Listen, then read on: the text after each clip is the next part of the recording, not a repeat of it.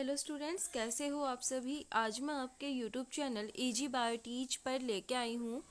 यहाँ पे central drug standard control organisation, director general of health and service and ministry of health and family welfare की तरफ से recruitment. ये जो हमारी रिक्रूटमेंट है वो यहाँ पे आई है एडिशनल ड्रग कंट्रोलर की। यहाँ पे एक पोस्ट आई है और ये लेवल 13 की पोस्ट हमारी यहाँ पे रहने वाली है। यहाँ पे 1,31,100 रुपये से लेके 2,16,600 रुपये तक हमारी सैलरी रहने वाली है। उसके बाद जो नेक्स्ट पोस्ट है हमारी, यहाँ पे 4 पोस्ट आई हैं फॉर जॉइंट ड्रग कंट्रोलर के लिए। ये भी हमारी यहाँ पे लेवल 13 की जॉब रहने वाली है और यहाँ पे 1,23,100 रुपये से लेके 2,15,900 रुपये तक हमारी सैलरी रहने वाली है। उसके बाद जो हमारी पोस्ट आई है वो आई है डिप्टी ड्रग कंट्रोलर की। यहाँ पे टोटल 9 पोस्ट आई हैं और ये पे लेवल 12 की हमारी जॉब रहने वाली है। यहाँ पे 78,800 रुपये से लेके 2,09,200 रुपये तक हमारी सैलरी रहने वाली है। उसके बाद यहाँ पे बोला गया है of CPC under medical device vertical in central drug standard control organisation, director general of health services, ministry of health and family welfare, new Delhi, on deputation contractual basis.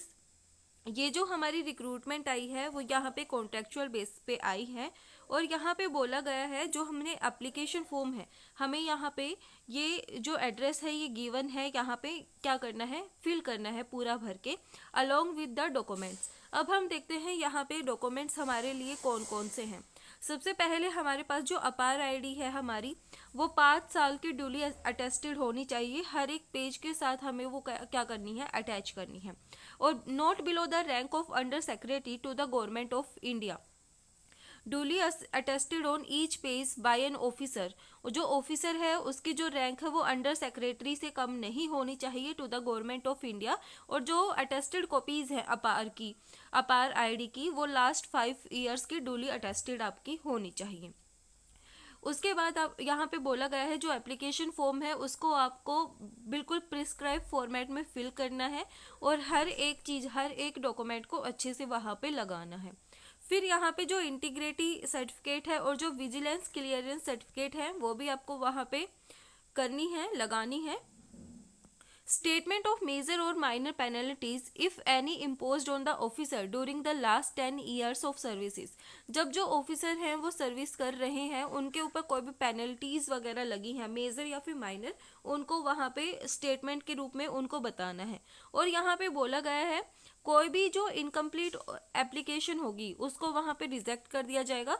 तो यहाँ पे जितनी भी सर्टिफिकेट्स के बारे में आपको बताया गया है आपको ये सारी वहाँ पे लगा के भेजनी है। फिर उसके बाद हम देखते हैं एलिजिबिलिटी क्राइटेरिया। सबसे पहले जो हमारी रिक्रूटमेंट है वो है एडिशनल ड्रग कंट्रोलर की।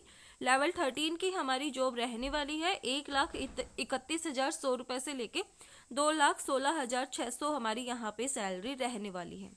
यहाँ पे बोला गया है जो ऑफिसर्स हैं अंडर द सेंट्रल गवर्नमेंट और स्टेट गवर्नमेंट और यूनियन टेरिटरीज एडमिनिस्ट्रेशन और recognised research institution of public sector undertaking और रिकॉग्नाइज्ड यूनिवर्सिटी और ऑटोनोमस और secretary organisation holding analogous post on a regular basis in the parent cadre और department. यहाँ पे जो 2 इयर्स की जो सर्विस है उनकी वो अपॉइंट होनी चाहिए on a regular basis in the level 13 in the pay matrix और equivalent in the parent cadre of department. उसके बाद यहाँ पे बोला गया है अगर आपकी जो एजुकेशनल क्वालिफिकेशंस हैं, जैसे यहाँ पे इसेंशियल क्वालिफिकेशन में बोला गया है आपने मास्टर्स डिग्री कर रखी है बायोमेडिकल इंजीनियरिंग के अंदर, केमिकल इंजीनियरिंग के अंदर, बायोटेक्नोलॉजी के अंदर, मैकेनिकल इंजीनियरिंग के अंदर, इलेक्ट्रिकल इंजीनियरिंग के अंदर, इलेक्ट्रॉनिक्स इंजीनियरिंग के अंदर, इंस्ट्रूमेंटेशन इंजीनियरिंग के अंदर, पॉलीमर इंजीनियरिंग के अंदर, कंप्यूटर साइंस इंजीनियरिंग के अंदर, मेडिकल इलेक्ट्रॉनिक्स इंजीनियरिंग के अंदर, फार्मेसी के अंदर, फार्मास्यूटिकल साइंस के अंदर और मेडिसिन्स के अंदर, क्लिनिकल फार्माकोलॉजी के अंदर, माइक्रोबायोलॉजी, बायोकेमिस्ट्री और केमिस्ट्री और लाइफ साइंस के अंदर अगर आपने मास्टर्स डिग्री कर रखी है तो आप यहाँ पे अप्लाई कर सकते हो। और उसके साथ साथ आपको 14 साल का एक्सपीरियंस होना चाहिए इन द मैन्युफैक्चरिंग और टेस्टिंग और रेगुलेशन और डिजाइनिंग ऑफ मेडिकल डिवाइसेस के अंदर। उसके बाद अगर आपने इन फील्ड के अंदर बैचलर डिग्री कर रखी है तो आपके पास यहाँ पे 16 ईयर्स का जो एक्सपीरियंस है वो आपके पास होना चाहिए, तो आप यहाँ पे अप्लाई कर सकते हैं। एंड यहाँ पे जो पीएचडी है वो यहाँ पे डिजायरेबल रखी गई है। नेक्स्ट हमारी जो वैकेंसी है वो है जॉइंट डक कंट्रोलर की, या ये भी हमारी लेवल 13 की जॉब है। यहाँ पे हमें बताया गया है जो कैंडिडेट है वो 5 साल की उनकी सर्विस होनी चाहिए लेवल 12 पे, तो वो यहाँ पे अप्लाई कर सकते हैं। नेक्स्ट यहाँ पे बोला गया है अगर उनके पास ये एजुकेशनल क्वालिफिकेशन और एक्सपीरियंस है तो भी वो यहाँ पे अप्लाई कर सकते हैं।